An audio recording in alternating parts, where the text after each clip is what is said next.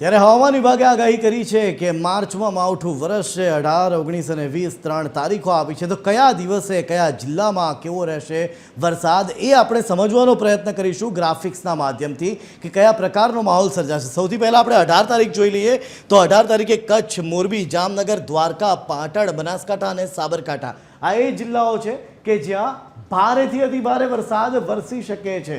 હવામાન વિભાગે ન માત્ર વરસાદની આગાહી કરી છે પરંતુ ભારેથી અતિ ભારે એટલે કે ધોધમાર વરસાદ ગાજવીજની સાથે વરસાદ વરસી શકે છે અને એવી જ કંઈક હાલત 19 તારીખે પણ સર્જાવા જઈ રહી છે. 19 તારીખે જિલ્લાઓમાં કદાચ વધારો થઈ શકે છે. આપ જોઈ શકો છો હાલ આપના ટીવી સ્ક્રીન ઉપર કે કચ્છ, મોરબી, જામનગર, દ્વારકા, પોરબંદર, જુનાગઢ, રાજકોટ, અમરેલી, બોટાદ, ભાવનગર, આ તરફ દક્ષિણની વાત કરીએ તો વલસાડ, નવસારી, ડાંગ, તાપી, સુરત, ભરૂચ, નર્મદા, ઉપર મધ્યમાં વડોદરા, છોટાઉદેપુર સહિત બનાસકાંઠા, પાટણ, સાબરકાંઠા, પંચમહાલ અને દાહોદમાં પણ વરસાદ વરસવાની શક્યતાઓ છે. પણ આપ જોઈ શકો છો કે બનાસકાંઠા, પાટણ, સાબરકાંઠા, પંચમહાલ અને દાહોદમાં છૂટો છવાયો વરસાદ વરસશે.